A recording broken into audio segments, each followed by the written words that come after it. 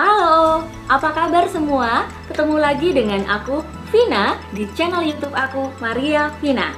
Terima kasih teman-teman atas support teman-teman untuk mendukung channel ini, sehingga channel ini dapat memberikan insight baik buat diri kita maupun orang-orang di sekitar kita. Terima kasih juga untuk tetap like dan subscribe channel ini, sehingga teman-teman bisa mendapatkan informasi menarik dan juga pembelajaran buat hidup kita ke depan. Kalau kita sama-sama belajar, hidup kita jadi lebih baik, bukan teman-teman? So, teman-teman, jangan lupa untuk tetap stay tune setiap minggunya di channel ini.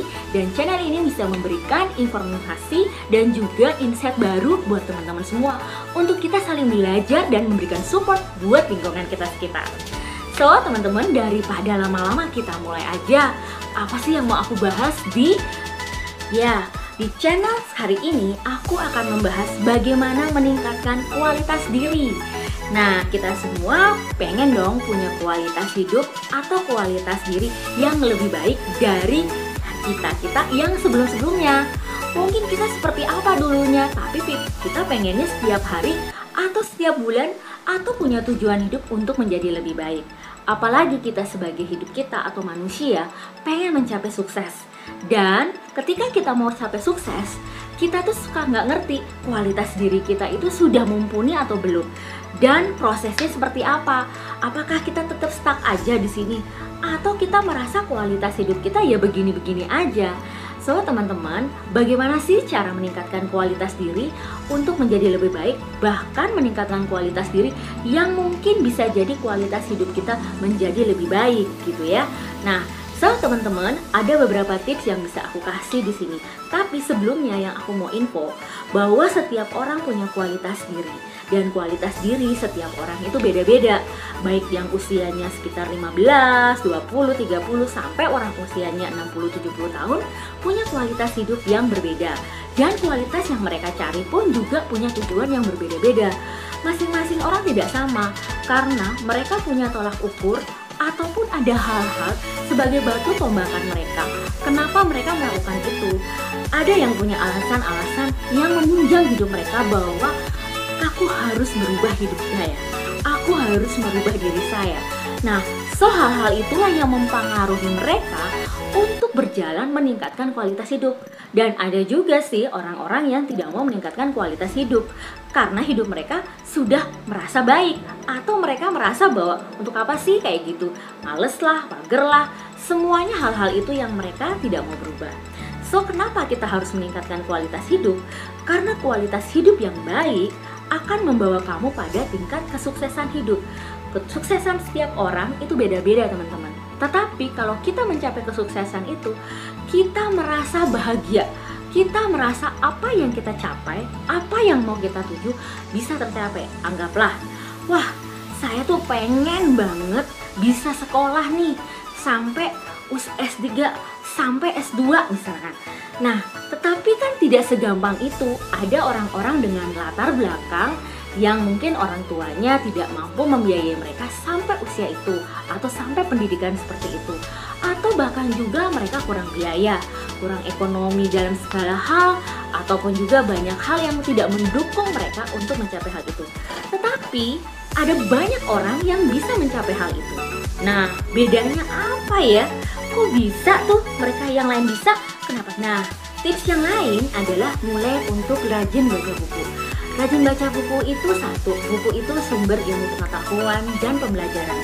Jangan kamu sungkan untuk belajar buku. Kalau kamu aduh buku tuh bikin saya ngantuk, nggak apa-apa, belajarnya lewat YouTube. Memang butuh proses belajar orang untuk membaca buku.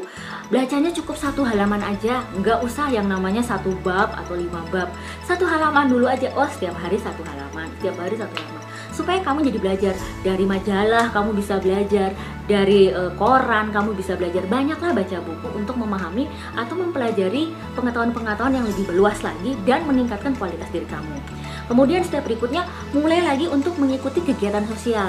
Nah, kegiatan sosial ini membantu kamu untuk punya rasa empati kepada orang lain, punya rasa untuk selalu berpikir positif dan menolong orang lain.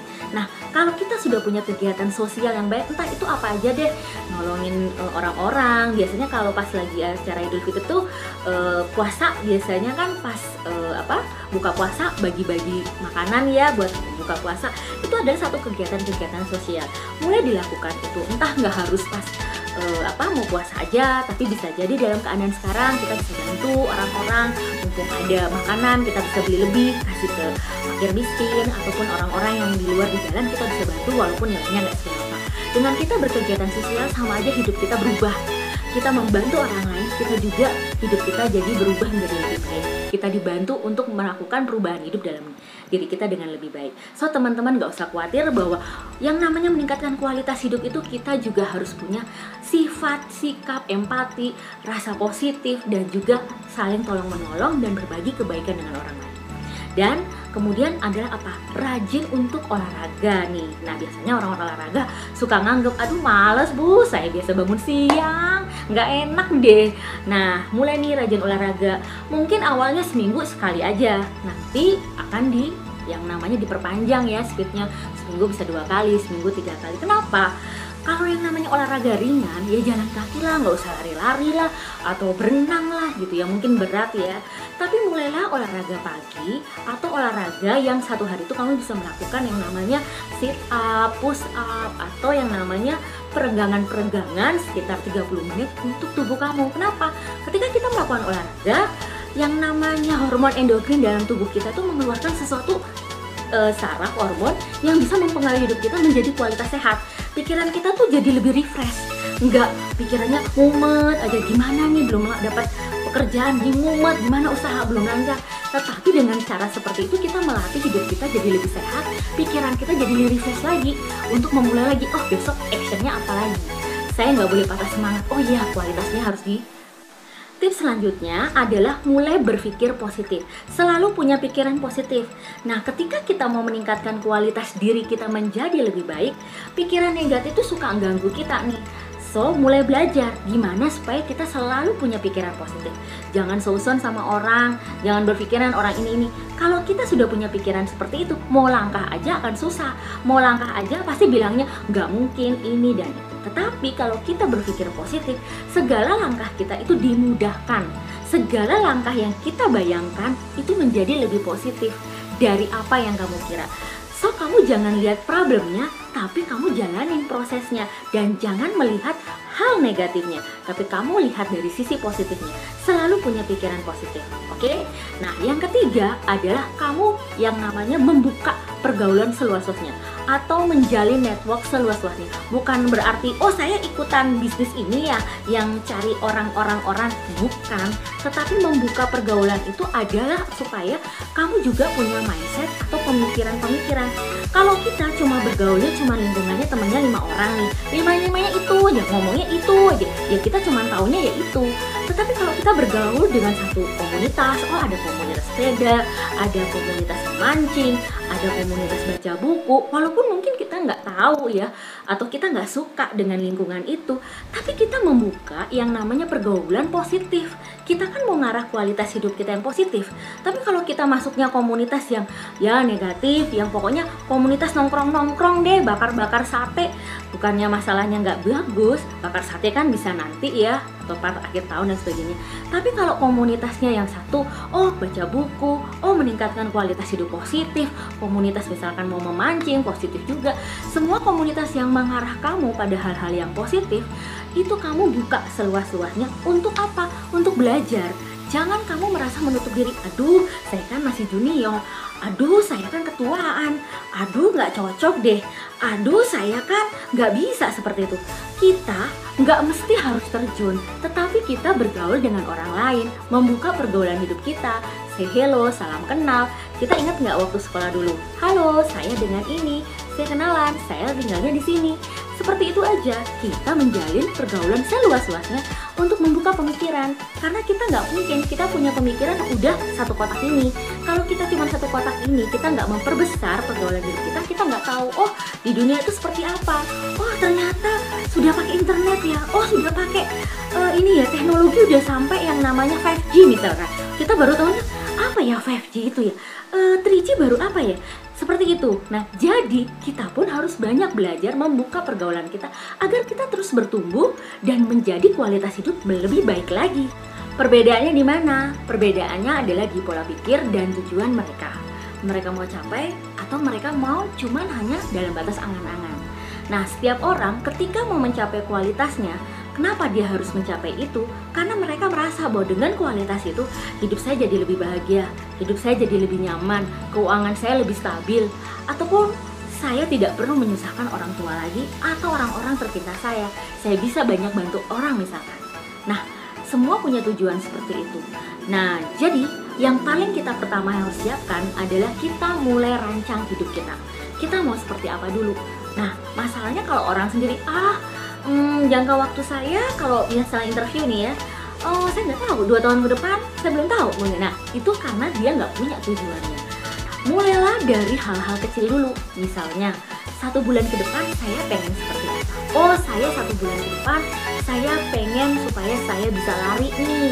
Saya bisa lari cepat dalam waktu 5 menit misalkan. Atau saya dalam sebulan ini pengen melakukan yang namanya olahraga, paling tidak nurunin 1 kilo aja deh berat tubuh saya gitu ya.